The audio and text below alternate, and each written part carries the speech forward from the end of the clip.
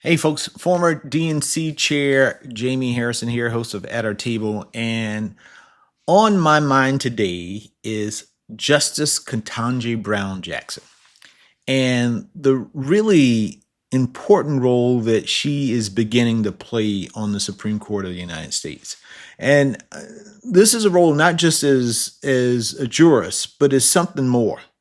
Really, she is becoming very quickly the conscience of the Supreme Court. And this is happening in a really important time because it's at a time when Americans are questioning whether the court still sees them. And Justice Jackson is making it very crystal clear that she doesn't know about anybody else in the court, but she sure as hell sees folks, and particularly the American people. And, I think this is really, really important to think about.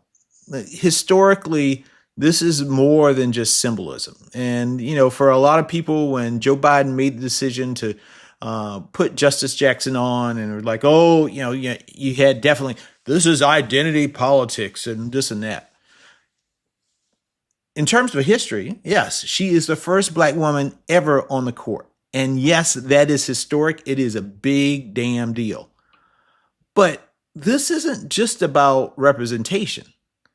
Because this justice, Ketanji Brown Jackson, she is prepared and she has a perspective that is so important and that is so necessary right now in this country.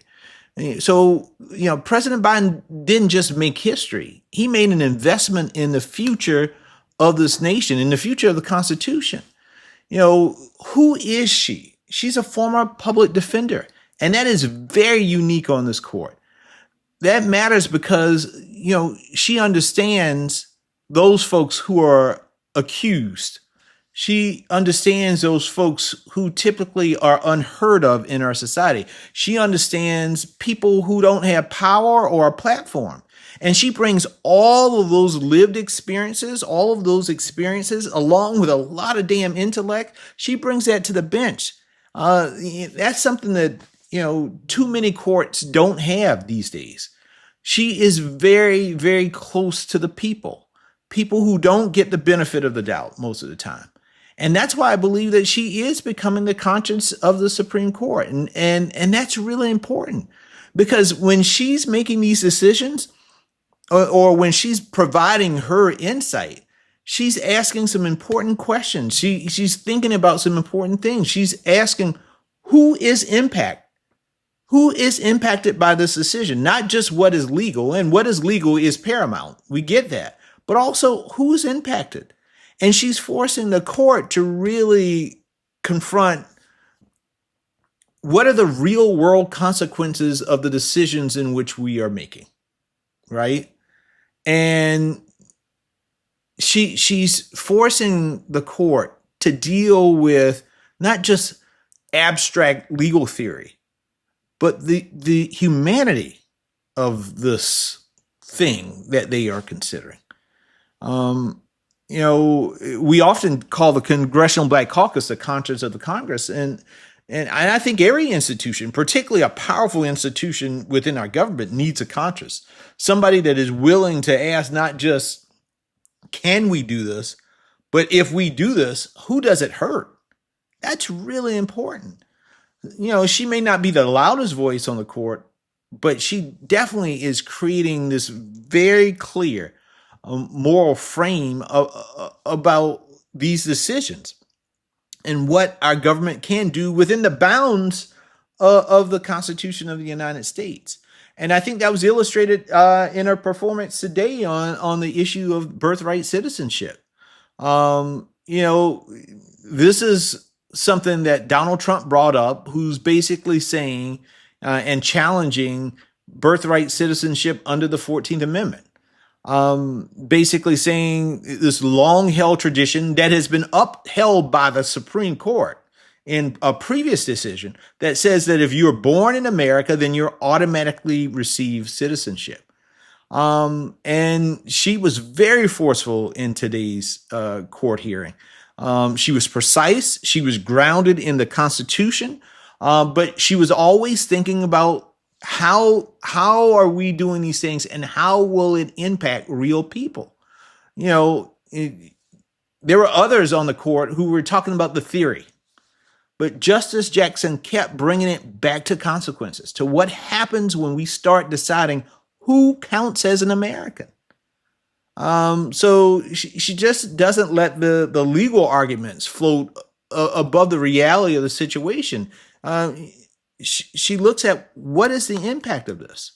And I think that's really important. That's really important to have on the court right now. And why does any of this matter? I mean, she is in the minority on the court. There's 6 right-wing MAGA style, justices. There are 3 who would probably be considered more progressive. But if you ask the American people about the court right now and their trust in the court, it is fragile. I mean, it is on thin ice. Because right now the court is making major decisions impacting voting rights, reproductive rights, the nature of the executive and the executive power. How much power does the presidency has? Can the president be almost an emperor, a king, right? So in a moment like this, the questions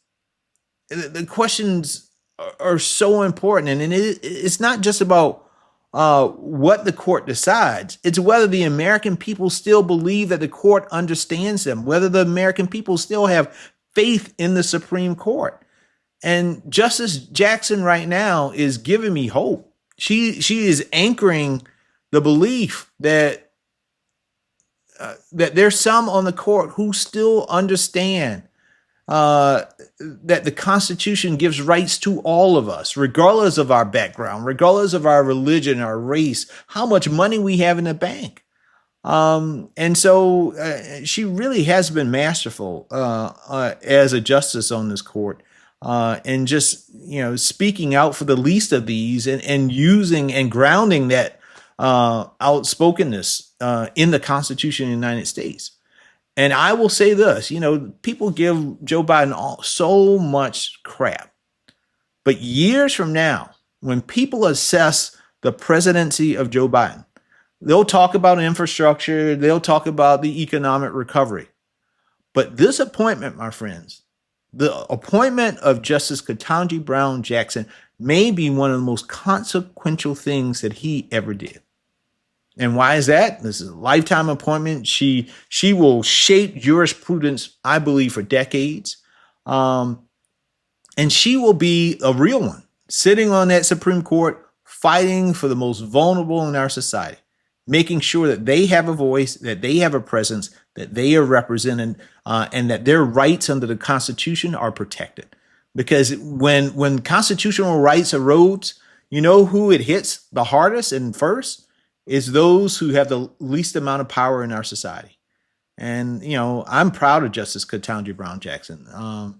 And she may not always be in the majority, but that's not the only way you lead.